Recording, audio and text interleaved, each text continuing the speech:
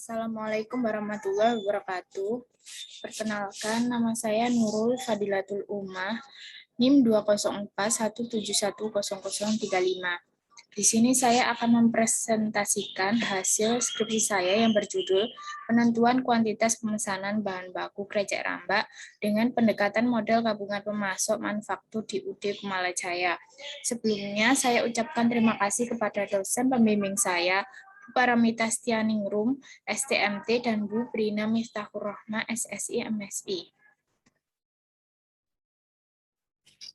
Pada kesempatan kali ini, saya akan membahas beberapa hal, diantaranya pendahuluan, tinjauan pustaka, metode penelitian, pengumpulan dan pengolahan data, analisis hasil, dan penutup.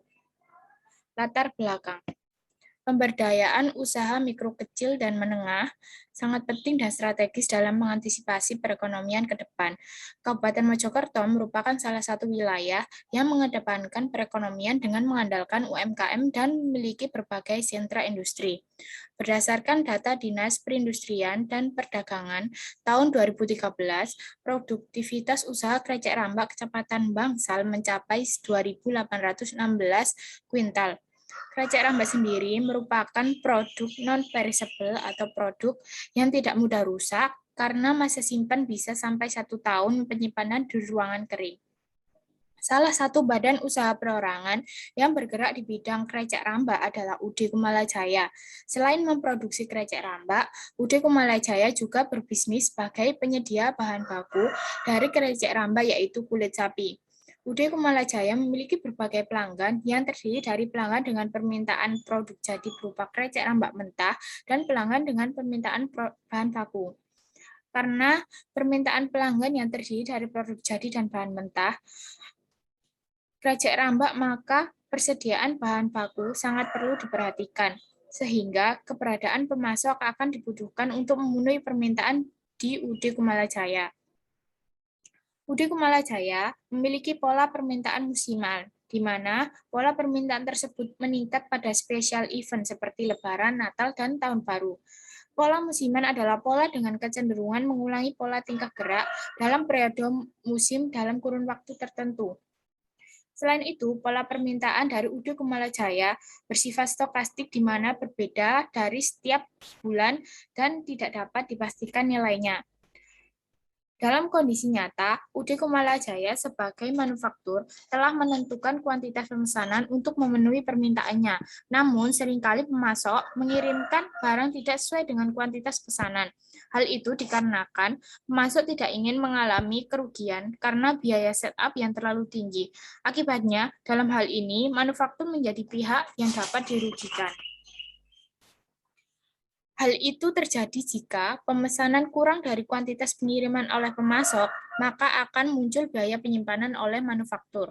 Begitupun sebaliknya, jika pemesanan lebih besar dari kuantitas pengiriman oleh pemasok, maka akan muncul shortage cost oleh manufaktur.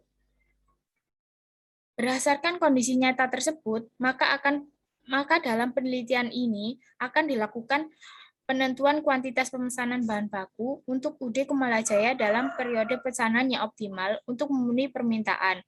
Penentuan kuantitas pemesanan didasarkan pada total biaya rantai pasok yang merupakan integrasi antara total biaya manufaktur dan total biaya pemasok.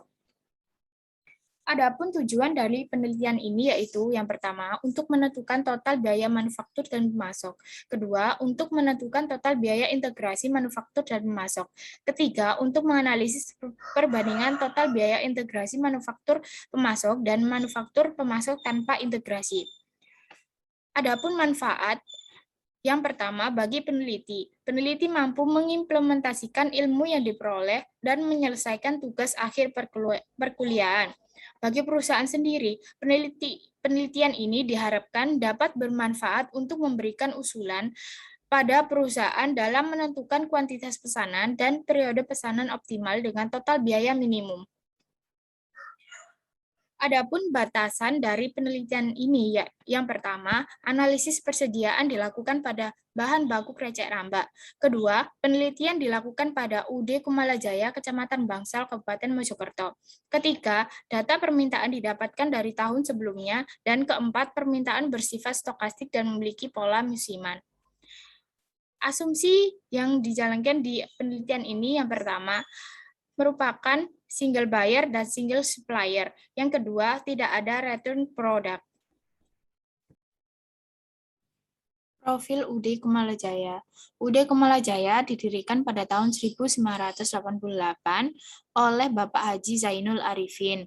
Sebelum menjalankan usahanya, beliau bekerja sebagai penjual kerupuk keliling. Seiring berjalannya waktu, beliau bertemu dengan supplier kulit sapi yang berasal dari Malang, kemudian bekerja sama untuk memasarkan kulit sapi tersebut.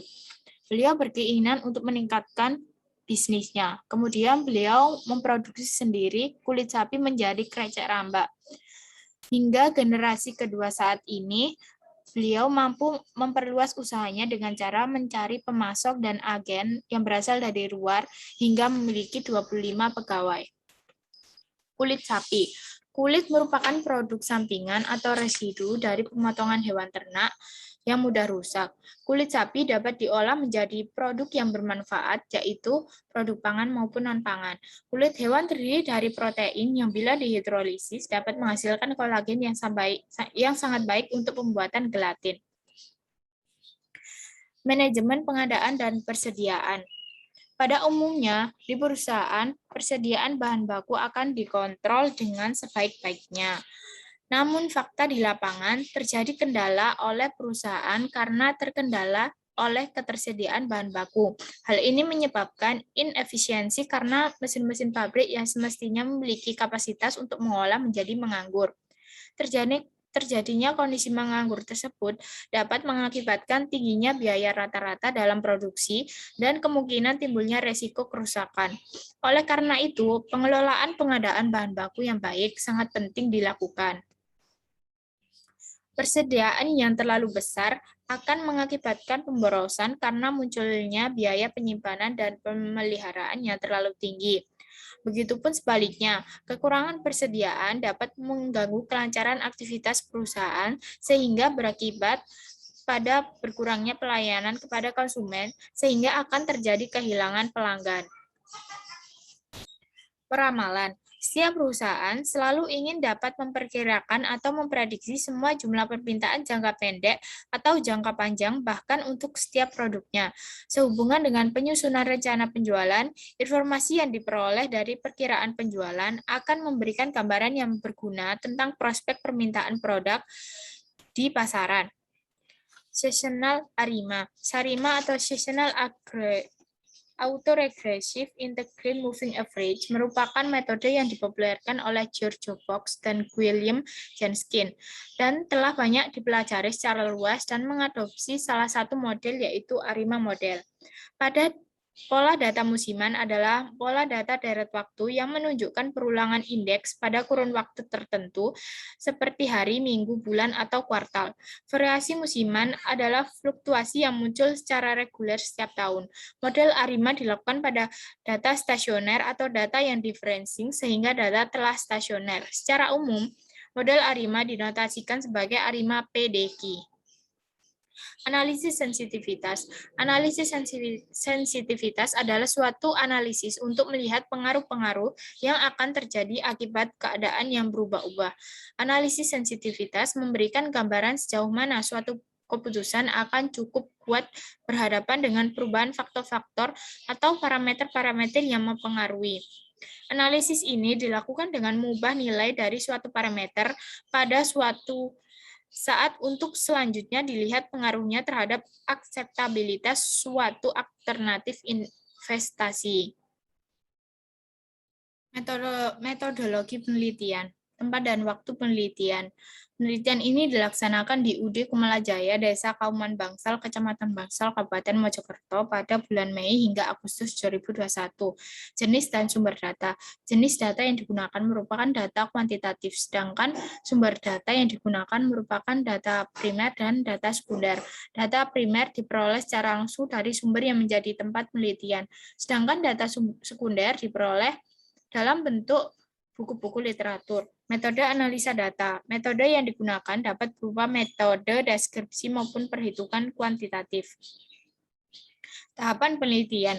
Tahapan yang pertama yaitu mengidentifikasi masalah. Identifikasi masalah di sini yaitu mengidentifikasi permasalahan mengenai pemesanan dan pengiriman bahan baku. Kemudian tahapan yang kedua yaitu pengumpulan data. Pengumpulan data berupa data primer dan data sekunder. Kemudian tahapan yang ketiga yaitu forecast data permintaan. Karena data yang didapat tergolong dalam data yang berpola musiman, maka peramalan dapat menggunakan model seasonal ARIMA dengan software Minitab. Kemudian tahapan yang keempat yaitu menghitung kuantitas pemesanan.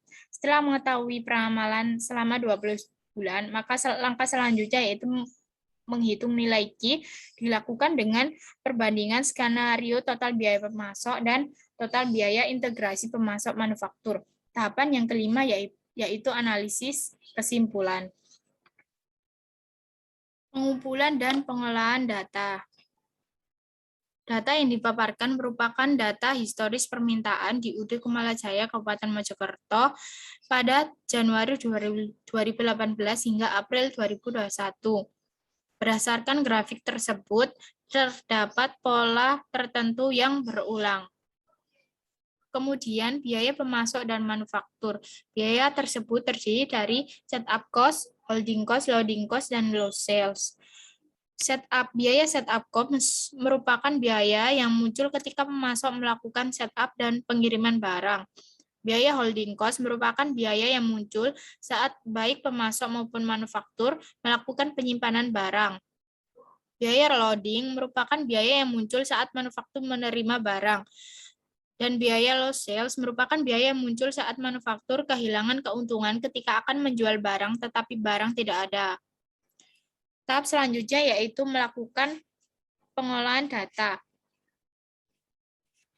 Data yang pertama diolah adalah data permintaan, yaitu melakukan peramalan permintaan kulit sapi.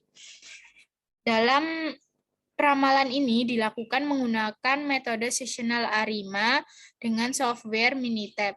Tahapan yang pertama yaitu melakukan time series plot. Data yang digunakan merupakan data mingguan dari UD Kumalajaya dari bulan Januari hingga bulan April 2021. Dilihat bahwa permintaan bulanan kulit sapi mengalami kenaikan secara periodik pada waktu tertentu. Kemudian, tahapan selanjutnya melakukan stasioneritas data terhadap varians dan rata-rata. Pada identifikasi perlu dilihat stasioner data baik varians maupun mean.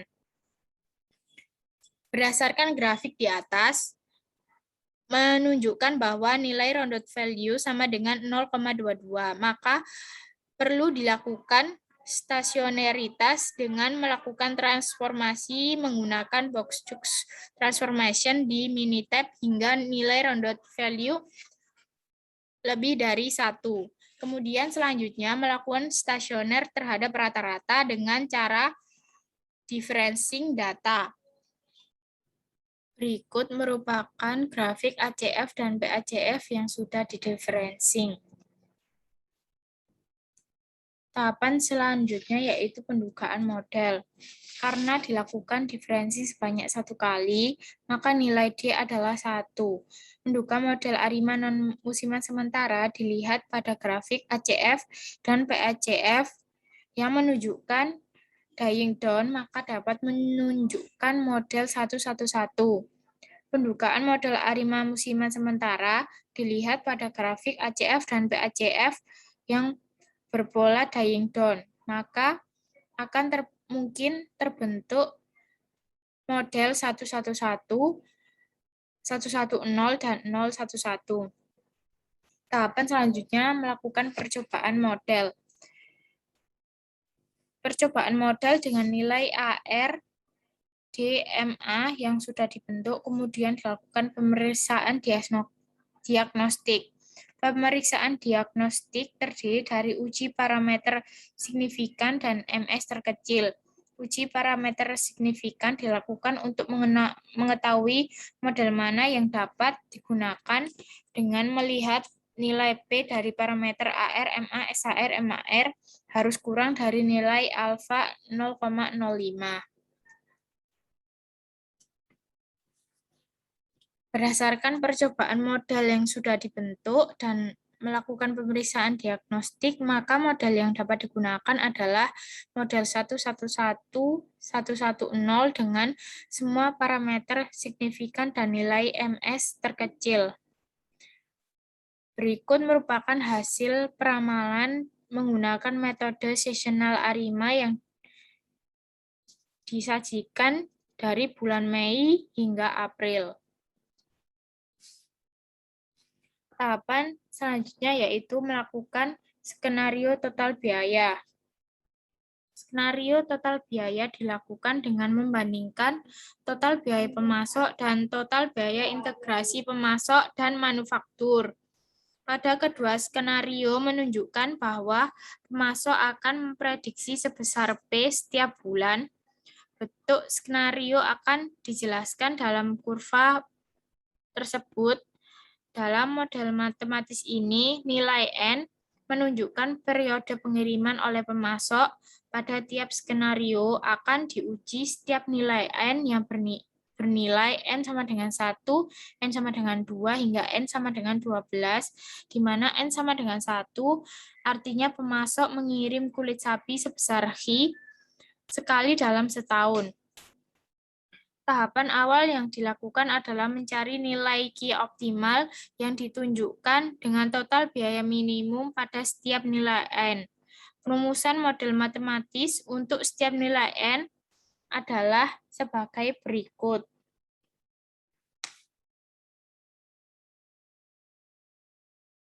Skenario total biaya pemasok. Berdasarkan hasil running yang telah dilakukan menggunakan solver pada Microsoft Excel dengan nilai N sama dengan 1 hingga N sama dengan 12, diperoleh jumlah kuantitas pemesanan Q optimal yang menghasilkan biaya total paling minimum, ditunjukkan saat jumlah kuantitas pesanan Q adalah 18.000 dengan periode pemesanan bernilai 9 dengan total biaya Rp454.453.000 yang artinya pemasok mengirimkan sejumlah 18.000 kg kulit sapi selama 9 kali dalam setahun. Skenario total biaya integrasi pemasok manufaktur. Berdasarkan hasil running yang telah dilakukan menggunakan solver pada Microsoft Excel, diperoleh jumlah kuantitas pemesanan Q optimal yang menghasilkan biaya total paling minimum, ditunjukkan saat jumlah kuantitas pesanan Q adalah 18.885 dan periode pemesanan bernilai 9 dengan total biaya Rp114.942.000.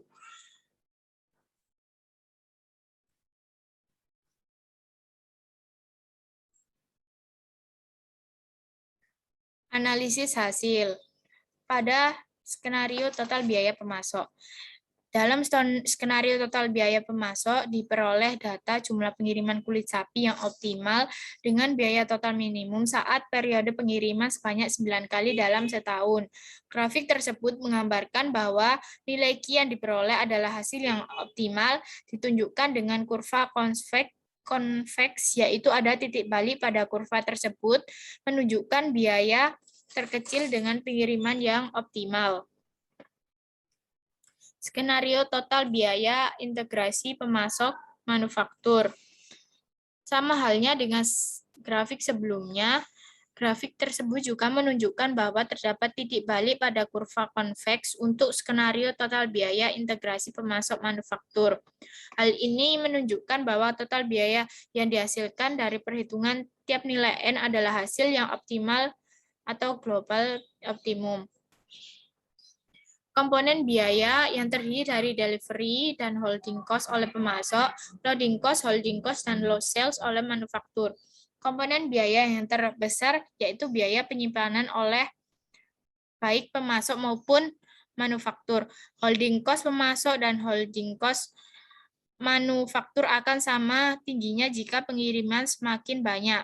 Jika kuantitas pengiriman barang oleh pemasok semakin besar, maka pemasok akan menyimpan barang hingga sejumlah Q dalam waktu N, akibatnya akan memunculkan biaya penyimpanan yang tinggi.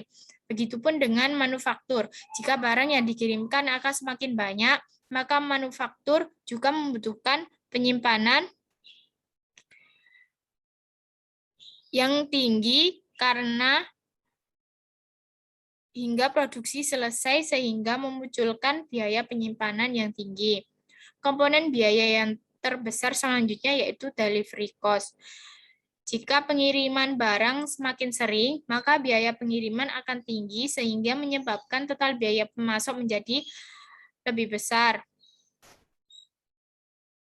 Dalam skenario total biaya pemasok ini, biaya yang lebih tinggi dimiliki oleh manufaktur. Akibatnya dalam hal ini manufaktur akan dirugikan. Analisis sensitivitas holding cost.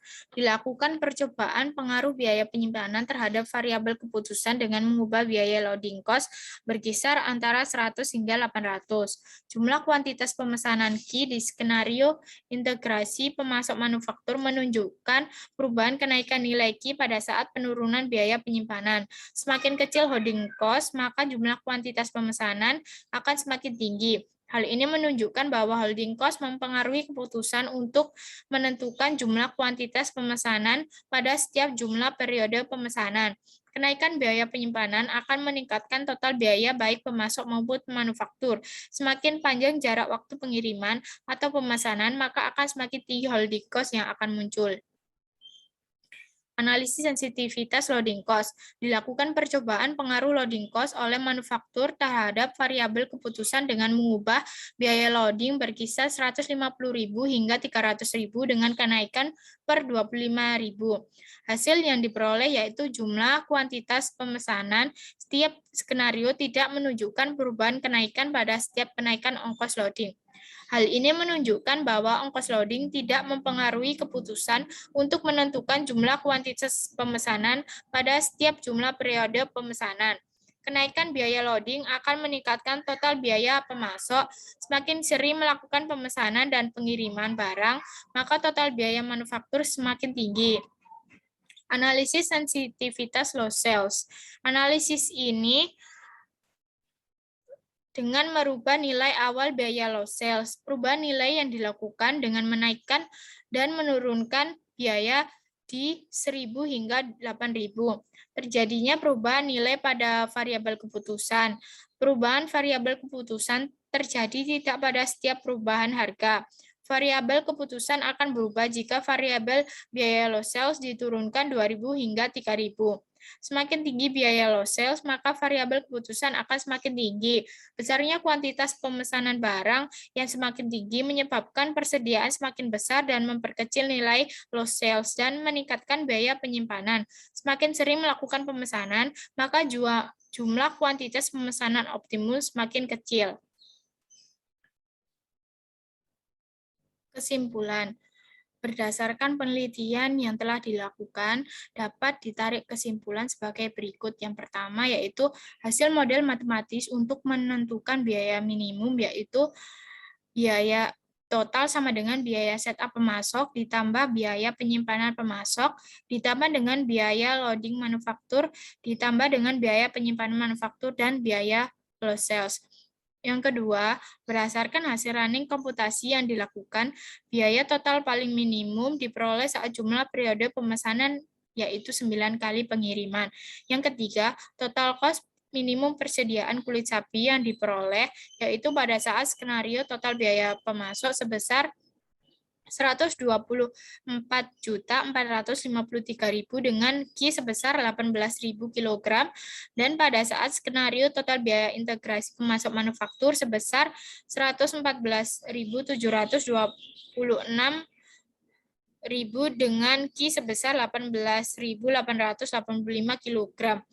Total biaya minimum integrasi pemasok manufaktur jauh lebih rendah dibanding skenario total biaya pemasok dengan selisih total 9.726.000 sekian dengan jumlah pengiriman barang lebih besar.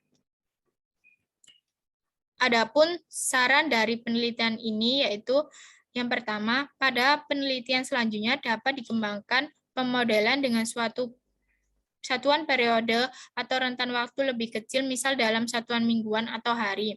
Yang kedua, penelitian berikutnya melibatkan variabel lain yang mempengaruhi permintaan dan pasokan. Sekian presentasi dari saya, kurang lebihnya mohon maaf. Wassalamualaikum warahmatullahi wabarakatuh.